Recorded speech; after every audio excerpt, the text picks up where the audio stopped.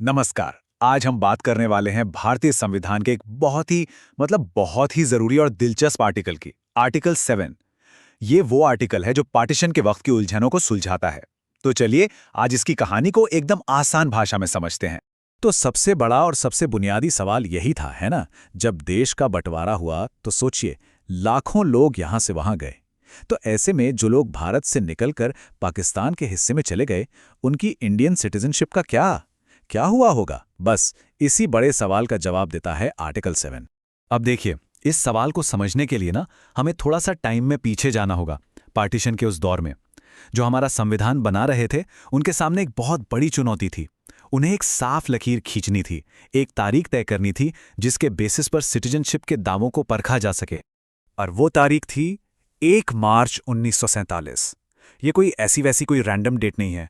ये वो कानूनी लाइन है, वो कट ऑफ डेट है जिसे हमारे संविधान ने इस पूरे मामले का आधार बनाया। इस तारीख को याद रखना बहुत बहुत जरूरी है। तो चलिए अब आते हैं सीधे आर्टिकल 7 के मेन रूल पर। पहली नजर में देखेंगे तो ये रूल बड़ा सीधा और एकदम क्लियर लगता है। तो ये है आर्टिकल का कोर प्रिंसिपल, एकदम साफ और सिंपल शब्दों में।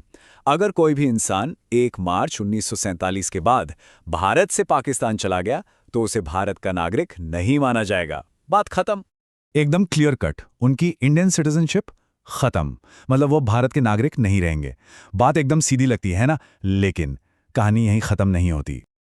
लेकिन, और बस यही एक शब्द, यही लेकिन, इस पूरे आर्टिकल को इतना जरूरी बना देता है। हमेशा की तरह कहानी में एक ट्विस्ट तो बनता है।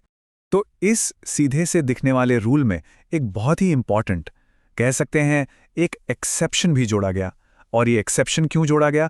उस समय के जो मानवीय हालात थे, जो ह्यूमन कंडीशंस थी, उनको ध्यान में रखकर। तो ये वापसी का रास्ता क्या था? देखिए, इसके लिए 2 शर्तें थीं। पहली शर्त, वो इंसान जो पाकिस्तान चला गया था वो वापस भारत लौट आए। और दूसरी, वो सरकार से यहां दोबारा बसने के लिए, जिसे रीसेटलमेंट कहते हैं, उसके लिए एक परमिट हासिल कर लें। अगर ये 2 शर्तें पूरी हो जाती हैं तो फिर मामला अलग हो जाएगा। और ये जानना ना सच में बहुत दिलचस्प है कि हमारे संविधान को बनाने वाले, जैसे कि डॉक्टर बाबा साहेब अंबेडकर, वो ये बात अच्छी तरह समझते थे कि पार्टीशन सिर्फ एक पॉलिटिकल इवेंट नहीं था, ये एक बहुत बड़ी मानवीय त्रासदी थी। इसीलिए उन्होंने नियम भले ही सख्त बनाए, लेकिन उनमें एक फ्लेक्सिबिलिटी भी रखी, एक गुंजाइश रखी। तो चलिए पूरे आर्टिकल को एक झटके में समराइज करते हैं। एक तरफ वो लोग जो 1 मार्च 1947 के बाद पाकिस्तान गए, उनकी सिटीजनशिप खत्म। और दूसरी तरफ वो लोग जो परमिट लेकर वापस इंडिया आ गए, उन्हें नागरिकता दी जा सकती है। बस यही है इस पूरे नियम का निचोड़। ठीक है, तो रूल समझ लिया, उसका एक्सेप्शन भी समझ लिया। लेकिन अब सवाल ये उठता है कि आज के समय में ये आर्टिकल इतना मायने क्यों रखता है? Why is it still so important?